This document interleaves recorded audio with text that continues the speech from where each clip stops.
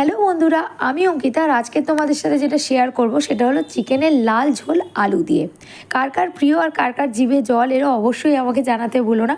আর তোমরা কিন্তু আমার চ্যানেলটাকে সাবস্ক্রাইব করছো না, দেখে চলে যাচ্ছ, তো অবশ্যই কমেন্ট করো, সাবস্ক্রাইব করো আমার চ্যানেলটাকে। আমি এত শরীর খারাপ নিয়েও ভিডিও এডিট করে দিচ্ছি, আর ভালো লাগলে লাইক তো করবেই, আর সবার সাথে শেয়ারও করো। তো প্রথমেই আমি যেটা করলাম সেটা হচ্ছে যে 4 চামচ মতো সর্ষের তেল দিয়ে একটু বড় করে ডুমো করে কেটে রাখা আলু লবণ আর হলুদ দিয়ে ভেজে পাশে তুলে রাখলাম।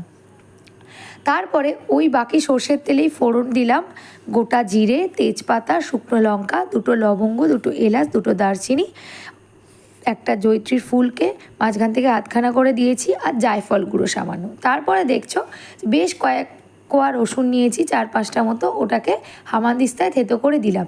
এইটা আমার শ্বশুরমশাই না দিলে চিকেন খেতে চাইতেন না অ্যাকচুয়ালি।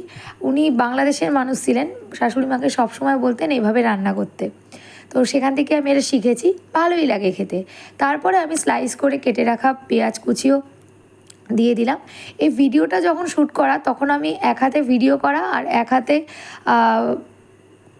রান্না করা, এক্সপার্ট ছিলাম না, সেই জন্য ভিডিও ক্লিপটা একটু কাঁপা কাঁপা আসতে পারে, কাইন্ডলি একটু মানিয়ে নিও, তোমরা আমার ফ্রেন্ড হও। তারপরে ওর মধ্যে একটা পেস্ট দিয়ে দিলাম, যে পেস্টের মধ্যে ছিল পেঁয়াজ, রসুন, আদা, কাঁচা লঙ্কা আর টমেটো। এবার পেস্টটা ভালো করে কষাতে হবে। আমি যেটা সবসময় বলি যে কাঁচা গন্ধ থাকলে কোনো কিছুই খেতে ভালো লাগে না, আর চিকেনে তো আরোই ভালো লাগে না। এই জন্যই আমি অনেকের বাড়িতে গিয়ে চিকেন খেতে পারি না, যে একটা রসুনের বা পেঁয়াজের যত না রসুনেরই কাঁচা গন্ধ বেরোয়। আমি এরকম অনেক রিলেটিভসদের বাড়িতে গিয়ে দেখেছি, তো তোমরা অবশ্যই ভালোভাবে কষাবে। তারপরে ম্যারিনেটেড চিকেনটা দিয়ে দিলাম। ম্যারিনেটেড চিকেনটার মধ্যে ম্যারিনেশনটা করেছিলাম আমি লবণ, হলুদ, ঝাল লঙ্কার গুঁড়ো, গোলমরিচ গুঁড়ো, কাশ্মীরি লাল লঙ্কার গুঁড়ো, টক দই না আমি বেশি দিই না, কারণ তাতে টক হয়ে যায় বলে আমার মনে হয়। আমি 1 চামচ মতোই বড় চামচের টক দই দিই, যেহেতু টমেটো পিউরি দিয়েছি আমি।